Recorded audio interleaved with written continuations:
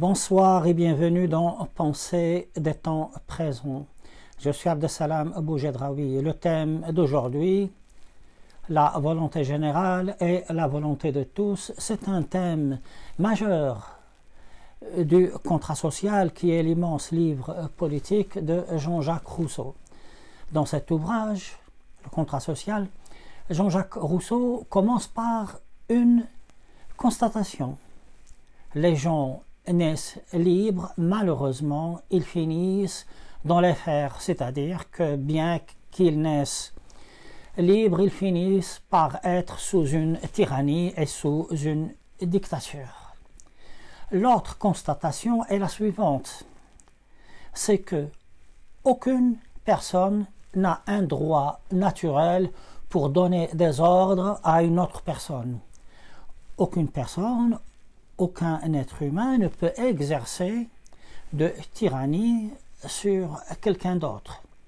Que cette tyrannie s'exerce par l'intermédiaire d'une seule personne, comme dans les monarchies, ou qu'elle s'exerce par l'intermédiaire d'un petit groupe d'individus, comme dans les oligarchies. Voilà donc les deux constatations par Jean-Jacques Rousseau. À partir de ces deux constatations, comment faire pour trouver un système politique où peuvent coexister, d'une part, la liberté, notre liberté, et l'autorité et le pouvoir, parce qu'aucune société ne peut fonctionner sans autorité consentie par les gens. Jean-Jacques Rousseau nous dit la réponse que je vous propose est la volonté générale. Mais attention, il y a également la volonté de tous. Il ne faut pas confondre les deux. Bien sûr, volonté générale et volonté de tous, comme ça semble être la même chose. Mais non, ce n'est pas la même chose. D'après Jean-Jacques Rousseau, il nous dit voilà ce que c'est que la volonté générale. La volonté générale est une propension, une inclinaison à faire du bien.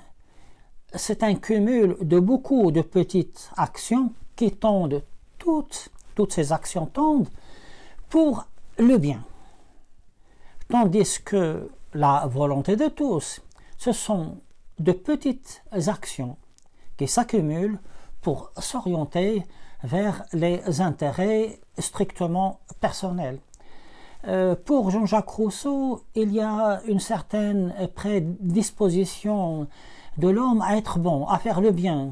Il va développer cette idée dans son immense livre que je vous invite à lire et à découvrir. C'est un livre qui n'est pas très long, c'est un livre qui n'est pas écrit avec un style où il y a du jargon. Non, c'est très clair. Ce livre-là, de l'origine des inégalités parmi les hommes. Dans ce livre, il développe la thèse suivante, à savoir que l'homme, quand il vivait dans un état de nature, était quelque part assez bon. Mais lorsqu'il a commencé à vivre en collectivité, il a découvert le vice, il a découvert la propriété privée, ainsi, et puis là se sont mis en jeu de petits intérêts personnels qui ont fini par petit à petit enchaîner l'homme. Alors Jean-Jacques Rousseau voudrait que ce fait-là ne se reproduise pas. Et il va nous donner quelques exemples. Moi, je vous propose un exemple pour faire la différence entre la volonté de tous et la volonté générale que j'emprunte à un historien très célèbre dont j'ai une grande admiration. Nous allons faire un petit tour dans l'histoire de France. 1848. Un vote pour élire le président de la République. Celui qui sera élu, vous le savez très bien, ce sera Louis-Napoléon Bonaparte, le futur Napoléon III. Attention, il sera élu pour être président de la République, pas pour être empereur. Il prête serment, comme quoi il va respecter la Constitution. 4 ans après, suite à un différend avec le Parlement, il va tordre le cou à la Constitution et devenir une sorte de dictateur, c'est-à-dire qu'il va prendre tous les pouvoirs. Louis-Napoléon Bonaparte va organiser un plébiscite, c'est une sorte de référendum pour poser la question aux Français, est-ce que ce que j'ai fait, est-ce que c'est bien ou est-ce que c'est mal? Bon, comme ça dans l'absolu, c'est mal, puisqu'il est responsable de parjure. Il a quand même trahi la Constitution. Et pourtant, 7 millions de Français et plus vont répondre par l'affirmative. Oui, Napoléon III, vous avez très bien fait de prendre le pouvoir. Et revenons donc à Victor Hugo va dire, vous savez, Napoléon III, vous pouvez faire tout ce que vous voudrez pour nous faire admettre que 2 et 2 font 5, 2 et 2 feront toujours 4. Et ce que vous nous avancez, c'est-à-dire ce chiffre algébrique de 7 millions et quelques, il ne remplacera jamais la vérité morale. Voilà donc bien décrit par Victor Hugo cette différence entre la vérité algébrique, c'est-à-dire la volonté de tous, et cette vérité morale qui est la volonté générale.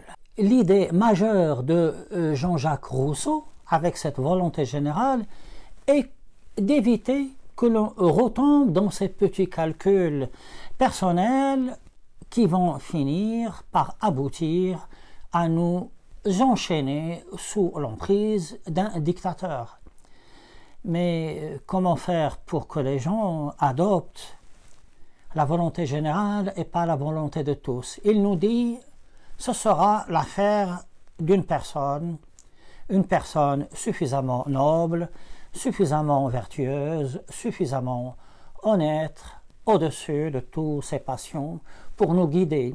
Et cette personne-là, on va la nommer le législateur. C'est le rôle du législateur que de concilier entre volonté générale et volonté de tous, et de faire en quelque sorte que ce soit la volonté générale qui, rappelons-le, est un cumul de petites actions qui tendent tous vers le bien.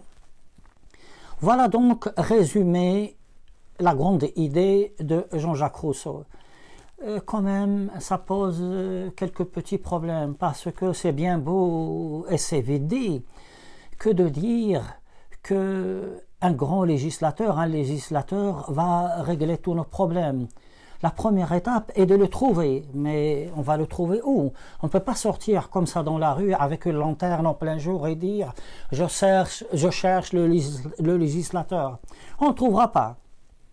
Et même si on le trouve, comment on va savoir que c'est lui? Il faudrait voter. Mais si on vote, qui nous garantit que le vote que nous allons faire, puisque nous n'avons pas encore de législateur, ce vote-là n'est pas le fruit de la volonté de tous, et que nous allons élire un homme qui, après quelques années, va de nouveau nous enfermer. Voyez-vous, il y a pas mal de petites faiblesses, de lacunes comme ça dans le contrat social. Quant à moi, je vous dis merci pour votre écoute. Je continuerai mon exposé sur le contrat social dans les prochaines vidéos. Merci et à bientôt.